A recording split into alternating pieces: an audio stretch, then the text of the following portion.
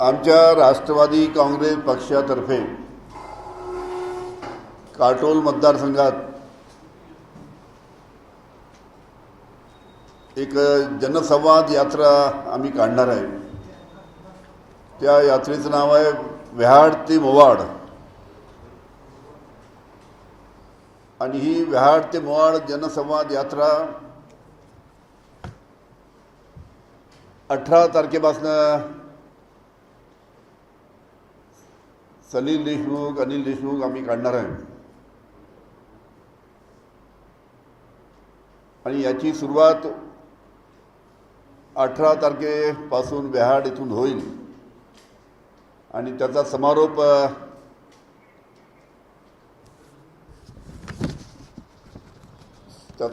जो आहे तो मोवाडला 23 तारखेला होईल। हा या जनसंवाद यात्रेचा पहिला टप्पा आहे आणि पहिल्या टप्प्यानंतर दुसऱ्या टप्प्याचं सुद्धा नियोजन करू।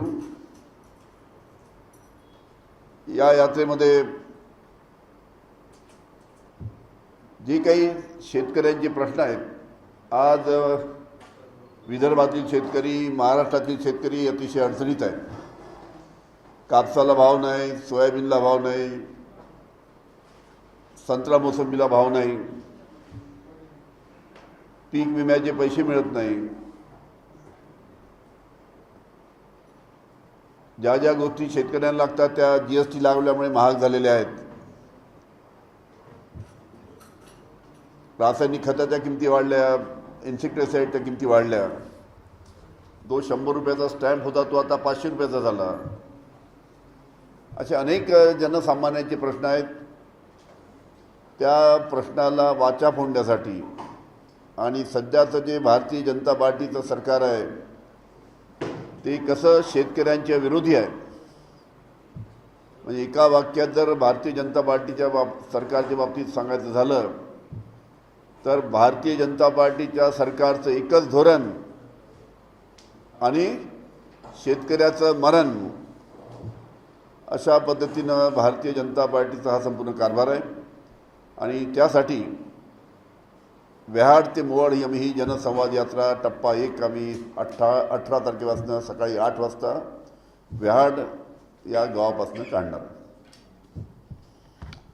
सविस्तर आपल्याला त्याच्याबद्दलची प्रेस नोट मी आपल्याला या ठिकाणी देतो।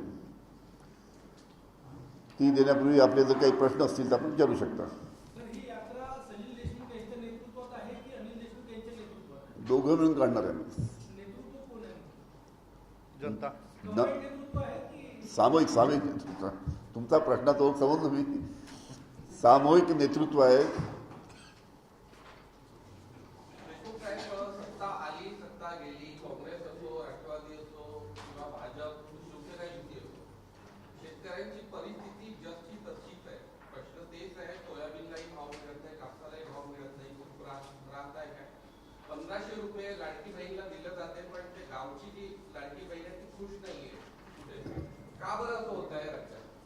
तुम्ही जो प्रश्न विचारला तुम्हाला तुमच्या प्रश्नामध्ये थोडी दुरुस्ती करतो मी। तुम्ही म्हटलं की कापसाला भाव नाही, 2 वर्ष झाली कापसाला भाव नाही। मागच्या वर्षी आणि मागच्या वर्षी जेव्हापासून भारतीय जनता पार्टी सरकार आलं तेव्हापासून 6,000 साडेसहा भाव आहे। तुम्ही उद्धवजी ठाकरे यांचं सरकार असताना आणि आम्ही त्या सरकारमध्ये मंत्री असताना पाहात 13,000 13,500 रुपये कापसाला भाव मिळाला होता 3 वर्षापूर्वी। पण या 2 वर्षामध्ये 13,500चा भाव 6,500 वर आला। सोयाबीनला आमचं सरकार असताना 6,500-7,000 भाव मिळाला होता, आज तो भाव 4,000 वर आहे। म्हणून आमचं जेव्हा सरकार राहतं त्यावेळेस आम्ही शेतकऱ्यांच्या मालाला चांगले भाव देतो। याचं उदाहरण तुम्हाला सांगतो। हेच सांगितलं 3 वर्षापूर्वीचे भाव कापसाचे, सोयाबीनचे, पण आज ते भाव हे सरकार देत नाही। हे आमचं दुःख आहे।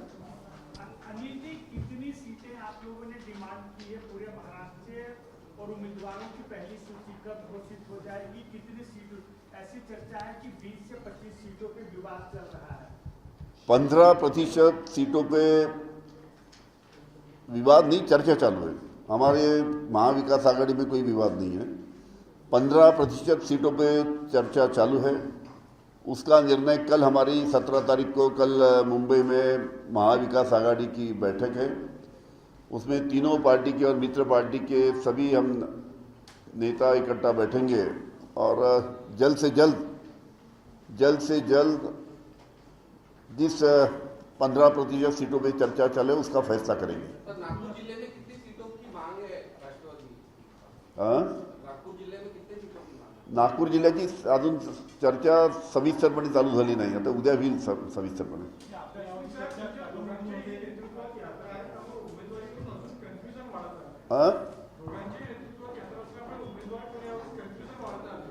दोघांच्याही नेतृत्वात असल्यामुळे आम्ही कार्यकर्त्याची चर्चा करू, कार्यकर्त्याचं मत घेऊ आणि मग दोघांपैकी कोणी लढायचं पाहू।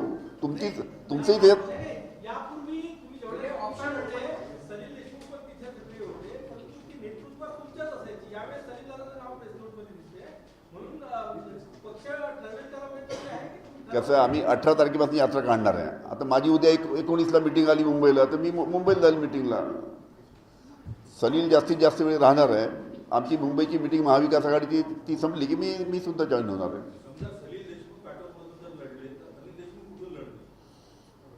कसं आहे, काटोलमधनं सलील देशमुखनी लढवायचं की अनिल देशमुखनी लढवायचं, आम्ही आमच्या कार्यकर्त्याशी चर्चा करू, सर्वांचं मत घेऊ, पक्षश्रेष्ठीशी बोलू आणि निर्णय घेऊ। आमच्यामध्ये एकत्र बसून आम्ही निर्णय घेऊ, त्याची तुम्ही काळजी करू नका। तुम्हाला 48 तास चॅनल चालवावं लागतं म्हणून तुम्ही आपल्या काहीतरी बातम्या सोडत राहता।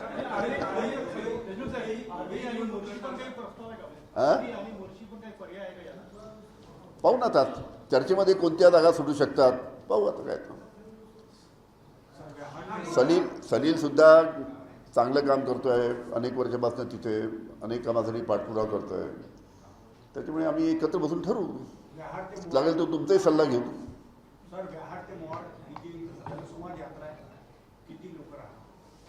नाही, आम्ही लोक अशी घेऊन नाही चाललो असेल, त्या गावामध्ये आम्ही जाऊ। त्या गावामध्ये जे काही शासकीय सध्याचे भारतीय जनता पार्टीचं धोरण आहे त्या धोरणाच्या बाबतीत लोकांशी चर्चा करू, लोकांना सांगू की हे भारतीय जनता पार्टीचं सरकार या महाराष्ट्रातनं हटवल्याशिवाय शेतकऱ्यांना चांगले दिवस येऊ शकत नाही। आणि ह्या सर्व गोष्टी आम्ही या जनसंवाद यात्रेच्या माध्यमातून लोकांसमोर सांगू। लोकांना याची कल्पना आहे, पण या चांगल्या पद्धतीने लोकांपर्यंत पोचाव्या। शेतकऱ्यांचे प्रश्न त्याला न्याय कशा पद्धतीने आमचं सरकार आल्यावर आम्ही देऊ। 100% महाराष्ट्रामध्ये महाविकास आघाडीचं सरकार येणार आहे। तुम्ही हे संपूर्ण महाराष्ट्राची परिस्थिती पाहिली, शेतकरी नाराज, आमचे युवक नाराज, मोठे मोठे उद्योग जे महाराष्ट्रामध्ये येणार होते ते महाराष्ट्राच्या बाहेर गुजरातमध्ये गेलेत। महागाई 100 रुपये लिटरचं तेल आता 125 रुपये 150 रुपये लिटर खायचं तेल गेलं, त्याच्यामुळे महागाई आहे। आमचे युवक नाराज आहे, शेतकरी ते अतिशय नाराज आहेत। त्याच्यामुळे याचा बदला जसा लोकसभेमध्ये घेतला सर्वांनी महाराष्ट्रातील जनतेने, तशाच पद्धतीचा बदला या विधानसभेच्या निवडणुकीमध्ये भारतीय जनता पार्टीच्या विरुद्ध मतदान करून घेतील याची आम्हाला शाश्वती आहे। बोलले की आम्ही कार्यकर्त्यांसोबत चर्चा करू आणि आम्ही दोघांबाबत निर्णय घेऊ, पण महाराष्ट्रात एक इतिहास आहे, वडिलांना मुलाकरता पीस तयार केलेली आहे, तर ही पीस तुम्ही तयार करताय का आता? एक मिनिटाचं उत्तर मी सांगतो। आपण म्हणले की तुम्ही पिच तयार करता का, आपल्या लक्षात असेल की गेल्या अनेक वर्षापासून मी संघटनेमध्ये किंवा या ठिकाणी मतदारसंघामध्ये विदर्भातल्या पदाधिकाऱ्यांसोबत त्या ठिकाणी अनेक वर्षाचा मी संपर्कात आहे, त्यांची सेवा करायचं त्या ठिकाणी प्रामाणिक काम केलं आहे। आज आपण पाहाल जे काही उमेदवारीचे नावावर फोटो लावून फिरून राहिले, हे कोरोनामध्ये कुठं होते, हे अडचणीच्या काळामध्ये कुठं होते, हे 4.5 वर्ष कुठं होते, हे आपण त्या ठिकाणी विचार केला पाहिजे। पिच हे कोणासाठी तयार करत नसते, आपल्याला आपलं काम सातत्याने करत घ्यावं लागतं।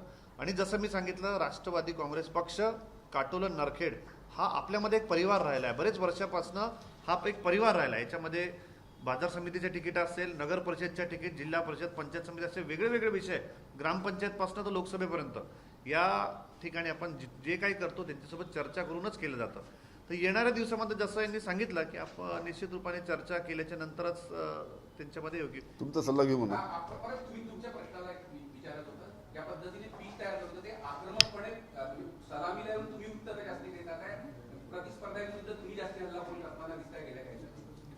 आता ज्याला ज्या स्तरावर उत्तर द्यायचं त्याला त्या स्तरावर उत्तर देतो. प्रत्येक गोष्टीला उत्तर द्यायचं असं काही वाटत नाही. बरेच लोक येतात नुसतं प्रसिद्धीपोटी काही बोलतात, त्यांना मला वाटतं तिथच्या तिथं सोडून दिलेलं बरं असतं, कारण की त्यांची जागा ही लोक ओळखते. असे बरेच लोक आहेत, मी एकाला उद्देशून नाही बोलत, असे बरेच लोक. तुम्ही पण पत्रकार आहात, तुम्हाला माहिती आहे कोण प्रसिद्धीसाठी करतं आणि कोण खरंच 5 वर्ष करतं हे तुमच्या सुद्धा डोळ्यापुढे आहे. म्हणून तुम्ही पण तेवढेच त्याचे साक्षीदार आहात जेवढे की बाकीचे लोक आहेत. तो त्यांनी एक मिनिट, सलीलनी जे बोलला, जे आता सध्या मतदारसंघामध्ये ज्यांचा कधी चेहरा, आशिष देशमुख ज्यांचा कधी चेहरा मतदारसंघामध्ये दिसला नाही, कोरोनाच्या काळामध्ये त्यांनी सांगितलं, सलीलनी कोरोनाच्या काळामध्ये कधी मदतीला आले नाही, 4.5 वर्ष कधी दिसले नाही. मागच्या वेळेस विधानसभेची निवडणूक लढले होते, जिंकले, पण जिंकल्यानंतर 3 वर्षामध्ये राजीनामा देऊन पळाले. त्या आमच्या काटोल मतदारसंघात भगोडा उमेदवार म्हणून त्यांची ओळख आहे. त्याच्यामुळे लोक त्यांना विचारतात की तुम्ही निवडून आल्यानंतर, तुम्ही 5 वर्षासाठी आम्ही आशिष देशमुखांना निवडून दिल्यानंतर 3 वर्षातच ते का मतदारसंघ टाकून पळाले. 2 वर्ष मतदारसंघाला आमदार नव्हता आणि आता परत 5-6 वर्षांतर परत आता उतरून आता उमेदवारीची मागणी करतात. ठीक आहे, उमेदवारीची मागणी करायला सर्वांचा अधिकार आहे, तो प्रश्न नाही. पण ही गोष्टसुद्धा जनतेच्या लक्षात आहे की भगोडा आमदार कोण, जो मतदारसंघ भारताच्या इतिहासामध्ये 5 वर्षासाठी निवडून दिलेला आमदार हा मधातच आमदारकी सोडतो, हे असं महाराष्ट्रात सोडा भारताच्या इतिहासामध्ये झालं नसेल. लोकांचा अपमान करतो. म्हणजे लोकांनी निवडून दिल्यानंतर त्यांचा मताचा अपमान करून, म्हणून आमच्या काटोल मतदारसंघामध्ये आशिष देशमुखला भगोडा आमदार म्हणतात. अजून एक गोष्ट अजून गोष्ट आपल्याला या ठिकाणी अधोरेखित करायची आहे.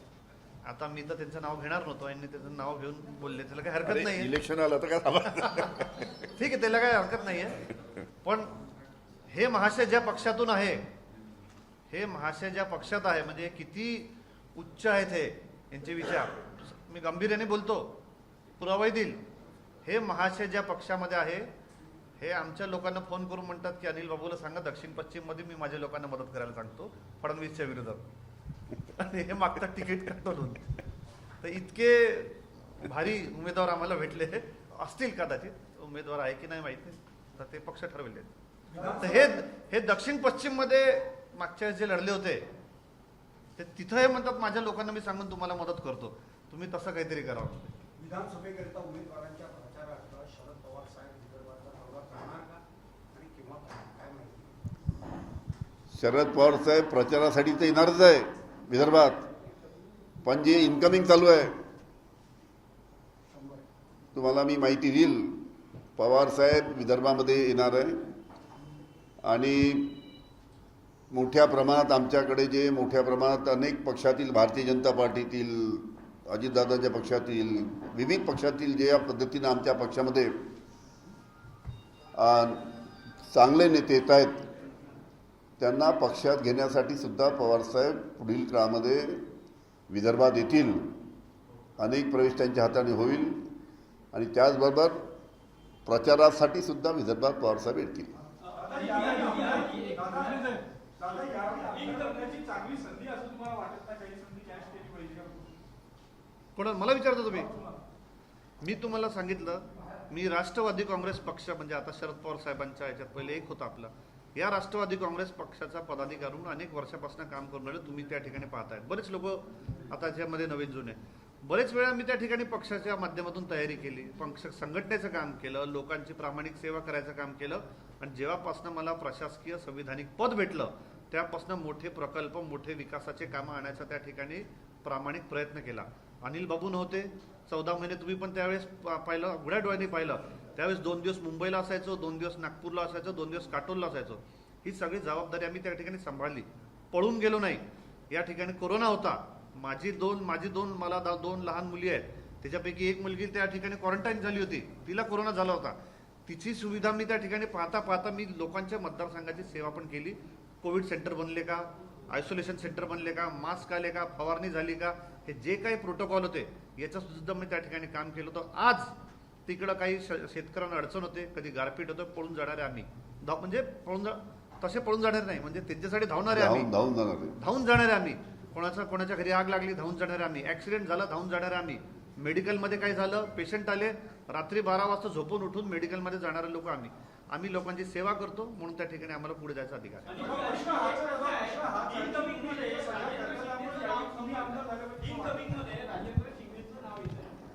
ठीक आहे, अनेक नाव तुम्हाला माहीत पडतील, हळूहळू सगळी नावं माहीत पडतील. धन्यवाद.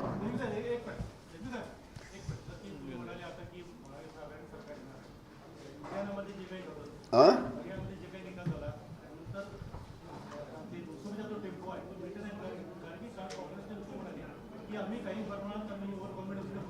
काही प्रमाणात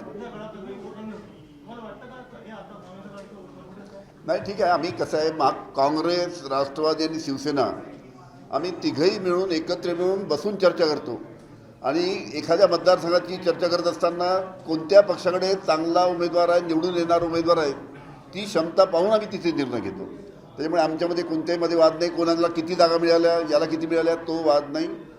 ज्या उमेदवाराची निवडून येण्याची क्षमता आहे त्याच्या पक्षाला आम्ही उमेदवारी देतो.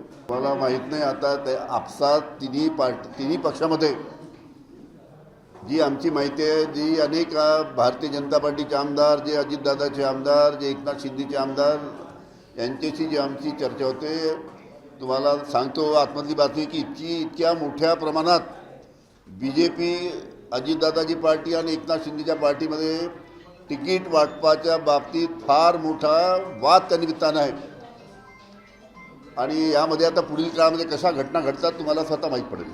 भारतीय जनता पार्टी में प्रवेश लेने के बाद में जैसा समझ में आ रहा है, शायद महाराष्ट्र में देवेंद्र फडणवीस के नेतृत्व में, शायद आज उनके नेतृत्व के नीचे शायद भारतीय जनता पार्टी लड़ेगी, म्हणजे ऐसा दिख रहा है जो मीडिया के माध्यम से. हमारे कार्यकर्ताओं को, पदाधिकारियों को अब ये इच्छुक है, इसको टिकट मिलती है, इसको वो लोग सीरियसली लेते हैं, जनता तो लेती नहीं है. पार्टी कितना सीरियसली लेते हैं वो उनके पार्टी का विषय है, हमको कोई उसमें लेना देना नहीं है. लेकिन हमारे प्रमुख कार्यकर्ता, प्रमुख पदाधिकारियों को ये महाशय बोलते हैं, ये महाशय, मैं नाम लेके इसको बड़ा करने की जरूरत नहीं है, ये महाशय बोलते हैं कि देवेंद्र फडणवीस के खिलाफ में मैं तुमको मदद करता हूँ. अब ये ईडी से डर के गया है, कौन सी चीज़ से डर के गया है, वो आने वाले दिनों में पता चलेगा. ये बोलते देवेंद्र फडणवीस के खिलाफ में यदि अनिल बाबू लड़ते हैं, और उन्हें लड़ना चाहिए, ये प्रस्ताव दे रहे हैं, उन्हीं के प्रत्याशी, उन्हीं के शायद उनको टिकट मिली नहीं मिली उनके ये, वो बोल रहे हैं कि देवेंद्र फडणवीस दक्षिण पश्चिम में जब लड़ेंगे तो उनके खिलाफ में जो मेरे कुछ लोग हैं वो आपको मदद करेंगे. ऐसा प्रस्ताव ये हमारे कार्यकर्ताओं को, पदाधिकारियों को दे रहे हैं. निश्चित रूप से अब वो कोई चीज़ है, कोई ग्रामीण भाग में रहते हैं, आरोप करने की मेरे को ज़रूरत नहीं है, और ऐसे लोगों पे तो बिल्कुल भी नहीं, जिनका वजूद ही नहीं है. विषय ऐसा है कि ऐसे बहुत सारे हमारे पदाधिकारियों, कार्यकर्ता को उसने फ़ोन पे बोला, मिल के बोला कि उनको उधर से लड़ने बोलो, उधर से मैं तुमको मदद करता हूँ उधर पे, और इधर से अगर मैं लड़ता हूँ तो मुझे ऐसा कुछ तो भी उल्टा सीधा उन लोगों ने बात किया. आपको क्या लग रहा है आशीष देशमुख इस तरह से क्यों कर रहे हैं, क्या वजह है, देवेंद्र को हराना चाहते हैं? नागपुर में आप अगर जाएंगे तो मेरे ख्याल तक वो सेमिनरी हिल्स से नीचे उतरते, उसी के पास में एक पुराना पागल खाना है, वहाँ पे शायद वहाँ का कोई डॉक्टर बता सकेगा. आप उनका नाम क्यों नहीं ले रहे, महाशय शब्द इस्तेमाल कर रहे, खुल के क्यों नहीं बोल रहे हैं? क्या जरूरत है, आप उसको उम्मीदवारी दो, खुल के बोलेंगे. अनिल बाबू कहाँ से लड़ेंगे, ऐसा क्या लग रहा है? अभी उनने बोले ना, अभी जो सर दादा हे जे तुम्ही बोललात आशिष देशमुख जे प्रयत्न करतायत काय माहिती आहे? हां, जसं की मी आपल्याला सांगितलं मगाशी, अनिल बाबू पण आपल्यामध्ये होते, आता काही विषय आपल्या पत्रकार बांधवांनी सांगितलं.